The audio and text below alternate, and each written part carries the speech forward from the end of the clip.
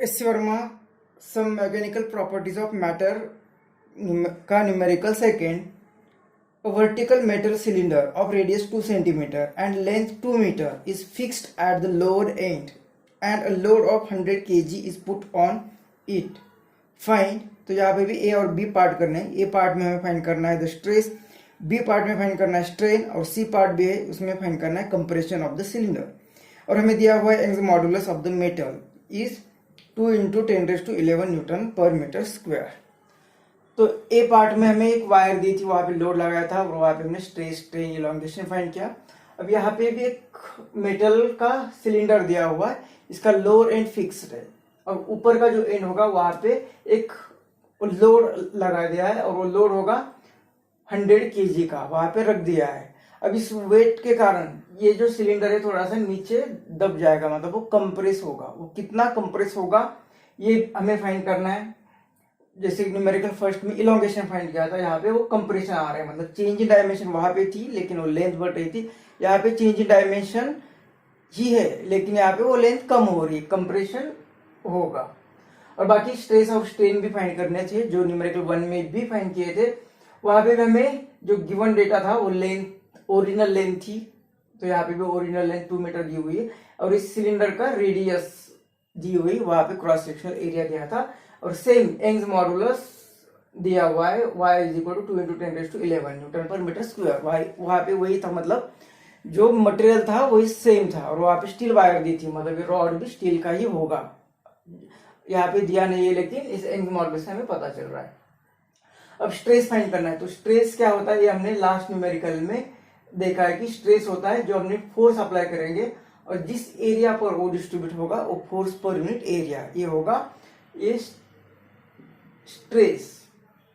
अब फोर्स कितना है, तो जो भी यहाँ पे मास यहाँ पे रखा है उसका ग्रेविटेशनल फोर्स मतलब ये आएगा mg, मतलब ये जो स्ट्रेस फाइंड करना है ये आएगा mg. और अपॉन एरिया, तो एरिया नहीं दिया हुआ है लेकिन रेडियस दी हुई है और वो सिलिंड्रिकल सर्कल है, मतलब इसका क्रॉस सेक्शन, जैसे कि ए सिलिंड्रिकल सिलेंडर होगा तो इसका क्रॉस सेक्शन लेते तो ए अब बनेगा सर्कल. मतलब ये जो एरिया होगा वो एरिया होगा सर्कल का एरिया, मतलब πr². तो इस तरह से स्ट्रेस का ये फॉर्मूला बन रहा है यहाँ पे, इसमें वैल्यू पुट करेंगे और हमें स्ट्रेस मिलेगा.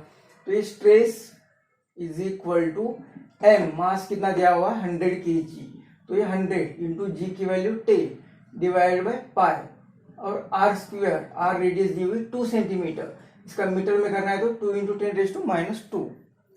और वो स्क्वायर है, 2 टाइम्स ऐसे लेना है तो 2 × 2 और 10⁻² का भी स्क्वायर, तो वो बनेगा 4.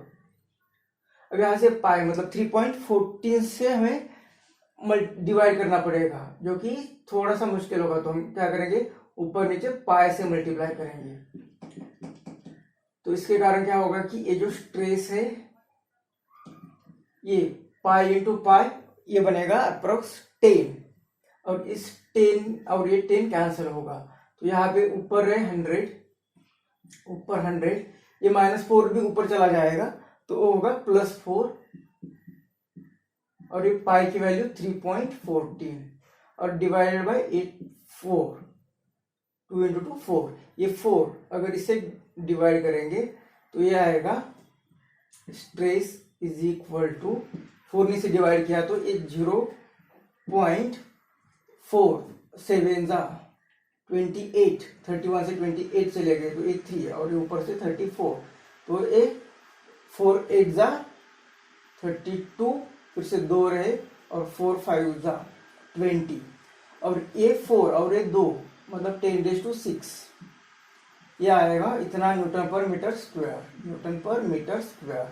तो इसका डेसिमल एडजस्ट करेंगे तो ये स्ट्रेस = आएगा 7.85 × 10⁻², अब यहाँ पे डेसिमल आएगा 5, ये न्यूटन पर मीटर स्क्वायर. मतलब इसे लिख सकते हैं हम स्ट्रेस = ये 7 8 से 5 है तो 7.9 लिख सकते × 10⁵ न्यूटन पर मीटर स्क्वायर. तो ये आएगा स्ट्रेस पार्ट ए का आंसर. बुक में जो आंसर दिया है वो आ रहा है 7.96 आ रहा है, क्योंकि यहाँ पे हमने जो पाई × पाई 10 ले लिया, वहां पे ये एक्चुअली इसका मल्टीप्लिकेशन 10 से थोड़ा सा कम होगा, इसके लिए आंसर थोड़ा सा ज़्यादा आएगा, तो ये आएगा 7.96। अब हमें फाइंड करना है strain. y is equal to stress divided by strain. वहां से हमें मिलेगा strain is equal to stress, ये यहाँ पे चला जाएगा, ये यहाँ पे चला आएगा, तो y, तो स्ट्रेस की वैल्यू अभी फाइंड की, y की वैल्यू दी हुई है, तो यहाँ से हमें स्ट्रेन मिलेगा। स्ट्रेस अभी फाइंड किया हमने 7.9 into 10⁵ divide by Young's modulus दिया हुआ है 2 इंटू 10⁻11, तो इनका ratio strain is equal to, इसका यूनिट, स्ट्रेस का unit newton per metre square, इसका unit newton per metre square, ये कैंसल, तो स्ट्रेन को कोई डायमेंशन नहीं होगी, यूनिट नहीं होगा।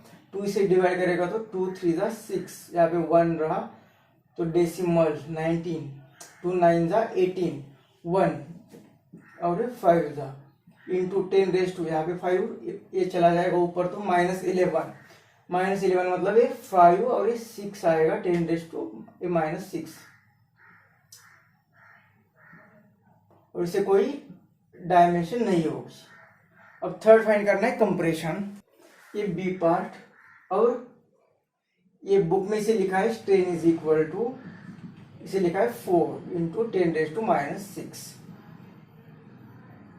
अब फाइंड करना है कंप्रेशन। कंप्रेशन मतलब ये लेंथ कितनी चेंज हो गई, मतलब डेल्टा एल। तो हमें स्ट्रेन के लिए फॉर्मूला पता है कि वो होता है change in dimension upon original dimension, तो वहां से हमें पता चलेगा कि कितनी डायमेंशन चेंज हो गई, तो एल यहाँ पे मल्टीप्लाई होगा इंटू स्ट्रेन, तो delta L is equal to, L कितनी दी हुई, तो ये लेंथ दी हुई 2 मीटर, इंटू स्ट्रेन अभी हमने फाइंड किया 4 इंटू 10⁻², या यहाँ पे ये वैल्यू हमने फाइंड की थी, तो वही लेते 3.95 इंटू 10⁻⁻6, तो ये delta L is equal to 2 5 ज़ा 10, 1 2 9 ज़ा 18, ये 19, 1 2 3 ज़ा 6 और ये 7.9 इंटू 10⁻⁻6, इसका यूनिट भी मीटर ही आएगा, मतलब ये delta L is equal to 7.9 मतलब 8 इंटू 10⁻⁻6 मीटर।